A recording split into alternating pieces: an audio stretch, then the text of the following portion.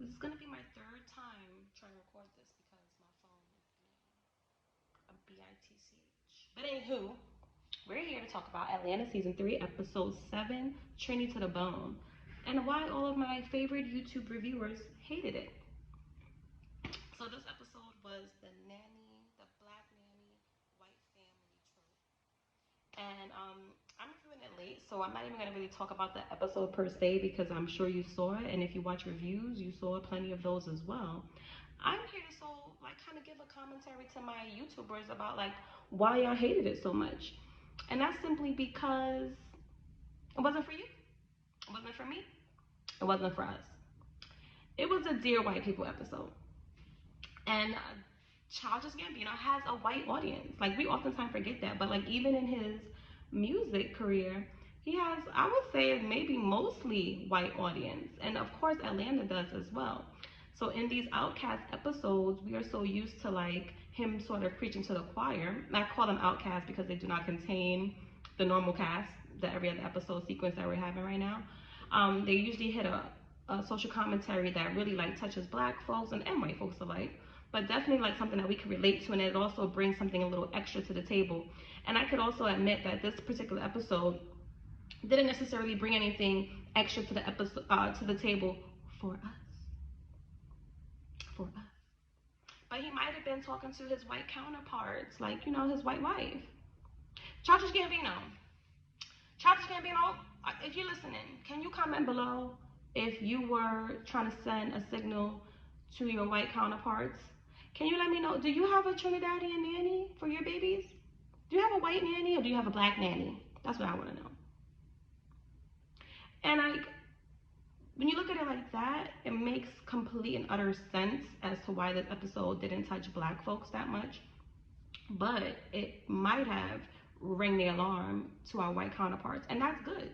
That's good because there's so many missed opportunities to kind of like school white people on their own bullshit, because most of the shows that are doing it or are talking to black folks, they're not necessarily shows that white people are going to watch and learn from anyway. So I thought it was kind of smart to slip this episode in there and talk to his white audience and sort of like shame them for not raising their kids. And as we know, white people have not been raising their kids since the beginning of time. Can we talk about wet nurses? Wet nurses go back to the goddamn Victorian era, darling, okay? They couldn't be bothered with their children. Literally push them out, send them off to the court, or maybe some other house somewhere, and have some random woman and her random breast milk take care of their babies. This is in their history. Let's not talk about the history of like boarding school, like just shipping your babies away at like 6. Bye. So I can like rule the kingdom or some shit like that. Like their version of it takes a village is very different from our version of it takes a village, and even like culturally, even if you have money, black folks, black women in particularly, are frowned upon for having someone else raise their children. Even if they can afford a nanny, like you still will more than likely have your mom there, or your husband's or partner's mom there in some capacity. It's just a cultural norm of ours. Even if you have help, you just really kind of want to have the family involved as opposed to like a rando. But as we know, to our white counterparts, like this is what is done. So much so that like they didn't even know what the child ate. She didn't even walk her baby to school. She didn't know how to put her baby to bed, like his bed routine. And so much of his culture was immersed into his nanny's, Sylvia's, Trinidadian culture, because she spent the most time with him.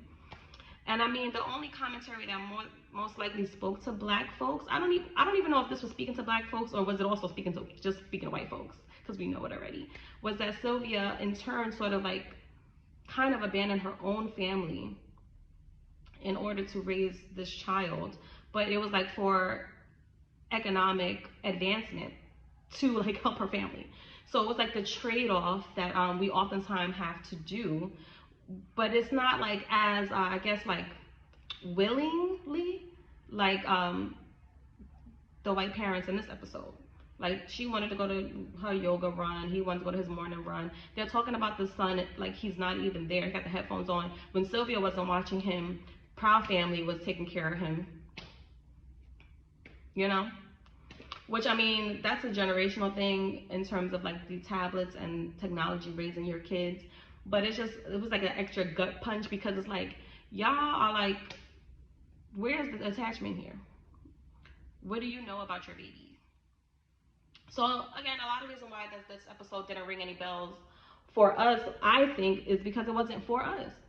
He took it upon himself to create an episode to speak, to have that social commentary, to speak to white folks about this particular topic, which we've seen done, but when we see it done, it's usually done in a past era. So it's a show that's maybe depicting older Southern slavery times, or maybe, like I said, a Victorian era sort of a period film or a period show, as opposed to like modern day and what that looks like now. And it goes on all the time, like all the time.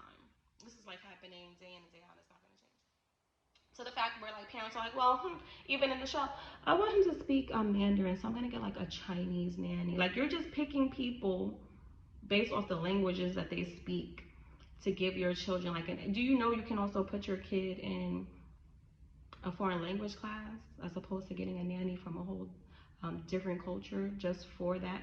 I think Kim Zolciak on Housewives of Atlanta picked, was it a French or a Spanish nanny so that her kids could speak that language? And it's just like, y'all really care. As long as it's affordable, like in this episode, she was cheap. As long as it's affordable, and then it's like this like sort of a status symbol that you can get a nanny that speaks a certain language, so like you're bringing your kids up. But really what's happening is that that person is raising your child and they're speaking that language because that is like their defunct mom. And that's the language that she speaks, and that's basically what happened here. And at the end, the conclusion of the episode, which a lot of people didn't find to be like a big payoff, was just Sylvia giving them this look during the family photos that they were supposed to be in, that they weren't in, but that she was in. And how those photos kept coming back to haunt them until they opened them. And this was like the recurring ghost theme that is following Atlanta's in this current season right now. So yeah, I just wanted to throw that out there as I start reviewing these shows. I'll try to be on time. But yeah, mainly the reason why Black folks like this didn't resonate with us that much, it didn't hit, is because this one wasn't for us. This episode was like the Dear White People, and it was trying to give them a read and a warning about, you know, what will happen if you continue not raising your kids. Oh my God! But Chad was in this episode with the Drake Trini voice, and that shit was funny. I love that. That was hilarious. That was a good. I didn't hear anybody else bring that up. That he was in this episode playing a white boy Trini. We know that in real life he'd be out here playing a white black boy. So that was funny. All right, guys. Like, you know, do what you do to catch my next one, because I am definitely gonna start reviewing these videos on time. So, you know, hit the buttons or just come back and talk to me later. And that's Lush's last word on Atlanta, season 3, episode 7.